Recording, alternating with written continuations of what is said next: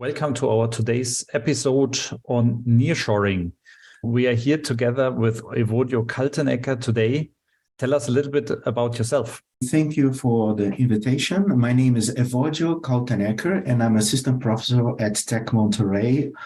I had a career before my academic career. I was a former senior management in multinational companies in manufacturing, financial services, and also energy. Currently, I'm involved in executive education and research in international business. What is nearshoring and how does it differ from offshoring and onshoring in terms of regionalization of global value chains?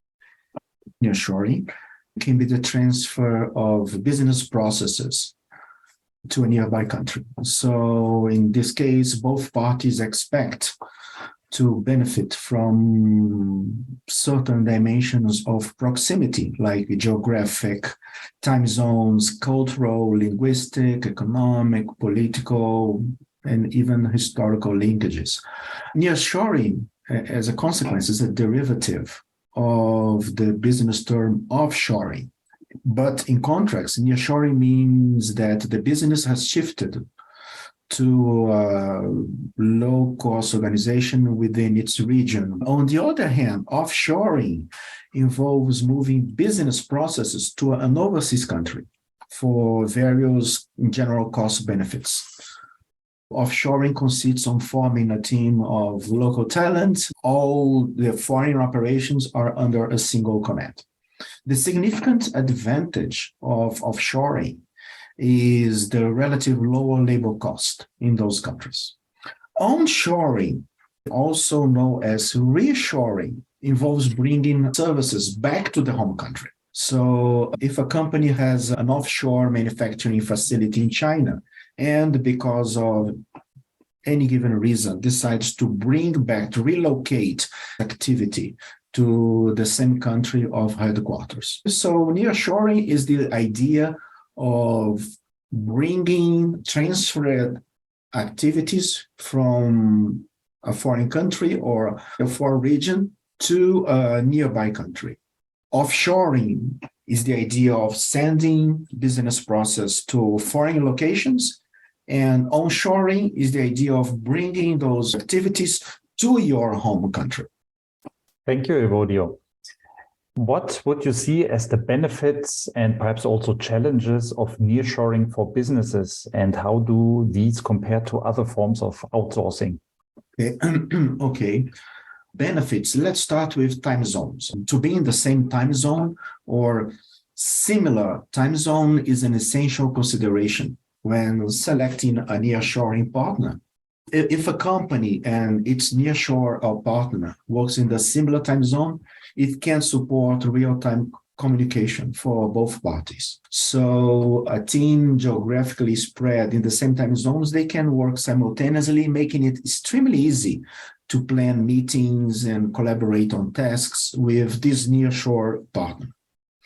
This benefit, time zone, is very significant for complex services such as consulting, information technology, and software, because in these industries, the need to communicate complex tasks cannot be easily codified, okay? Another benefit is access, physical access, the movement of people, goods, and services between well-connected cities.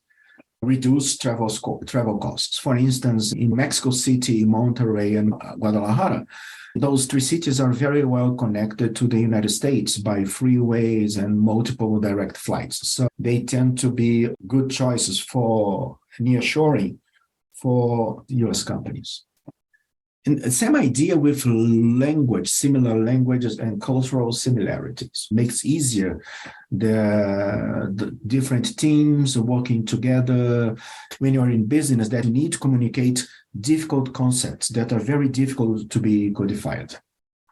Another benefit that we see is government support.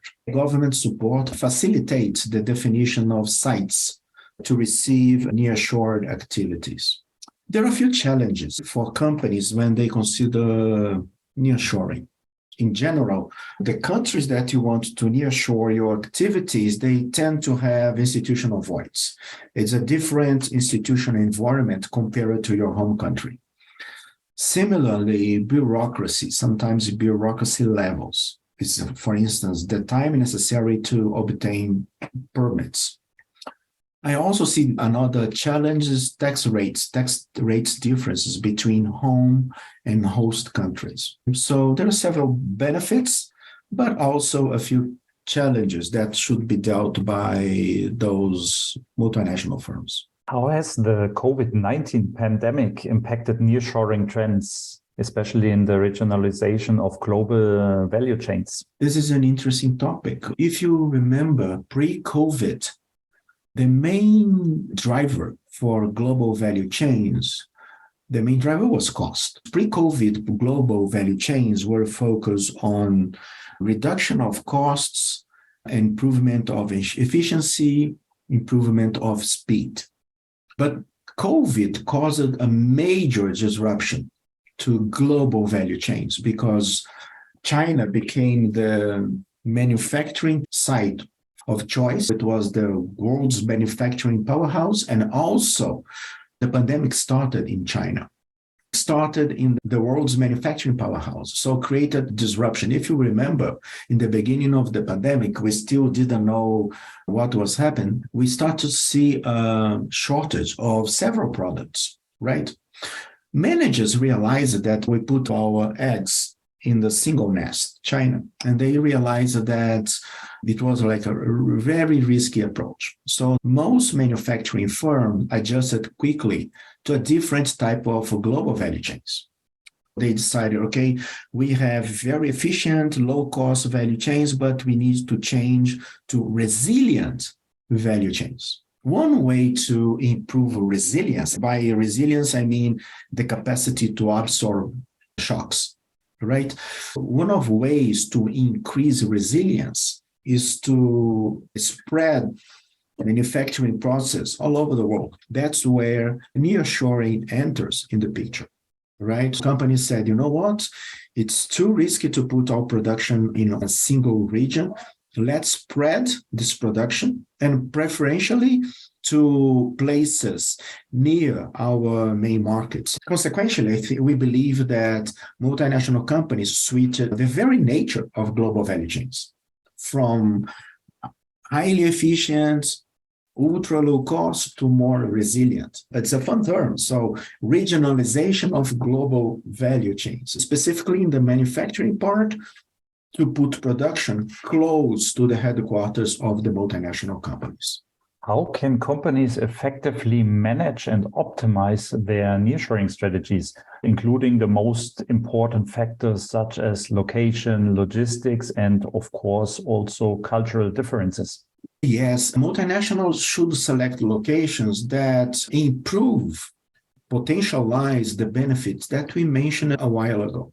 Similar time zones, adequate infrastructure, because we are dealing with transportation costs, logistics costs, if possible, similar cultures, similar languages, to take advantage of those similarities between home and host countries. These variables are easily managed when the companies move their operations and facility to nearshore countries. As I mentioned, this must be taken with caution because in general, those companies, those locations that we send our manufacturing processes, they have different institutional environments, different rule of law, some market inefficiencies, bureaucracy level between those two countries. For instance, think of German and British IT service companies. Poland and Hungary are places that they can consider to nearshore part of the activities, but they are going to dealing with different, very different institutional environments. So how to reduce the risks, to precisely locate or evaluate seriously the costs and benefits of nearshoring, and try to look for places with, as much as possible, similar cultures, adequate infrastructure, and possibly time zones. How might the rise of nearshoring of global value chains impact the global trade patterns and international relations? And what are some of the potential implications for the future? This is a very interesting question because some authors, Cardi Gemawat in the 90s and recently Shannon O'Neill, they addressed the idea that the world is less globalized than we thought initially. Although increase in trade and FDI, those two topics impact international relations a lot, but we tend to believe that although it's very common to say we live in a very, very globalized world, probably we live in a regionalized world with 2 or 3 main topics, main centers of powers, okay? This overlooked status of regionalization has implications for international relations. If we agree that there are 3 major regional supply chains in the world, one in Asia, another in Europe, and another in North America, we believe, we understand that countries that trade with their neighbors are better off than countries that are more isolated. It's important to trade with your neighbors. It's about the same thing of saying we need to nearshore activities.